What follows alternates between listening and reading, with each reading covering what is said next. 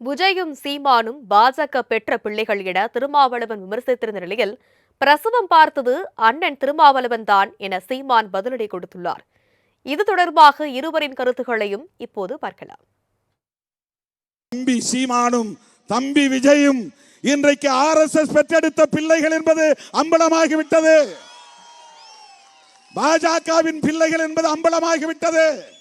பிரபாகரன் பெயரை சொல்லி தமிழ்நாட்டு மக்களை ஏமாற்றி விடலாம் என்று கணக்கு போட வேண்டாம். சொல்ல கடமைப்பட்டிருக்கிறோம். திகாரர்கள் பேசாமல் இருக்கலாம், திமுக காரர்கள் வாய்மூடி மௌனித்து இருக்கலாம். திருமாவளவனால் அப்படி இருக்க முடியாது. திமுகவும் திகாவும் அமைதியாக இருக்கலாம்.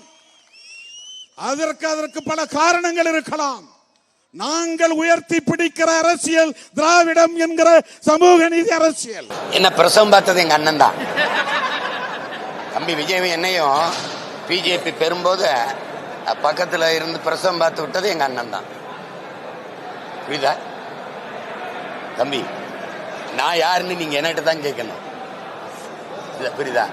தமிழ் தேசியம் பேசிக் கொண்டிருந்தார் என்று நினைத்தேன் அப்படிங்கிறாப்ல. காலங்காலமா அவர் என்னை போலி தமிழ் தேசியவாதின்னு தான் பேசிட்டு இருந்தாங்க.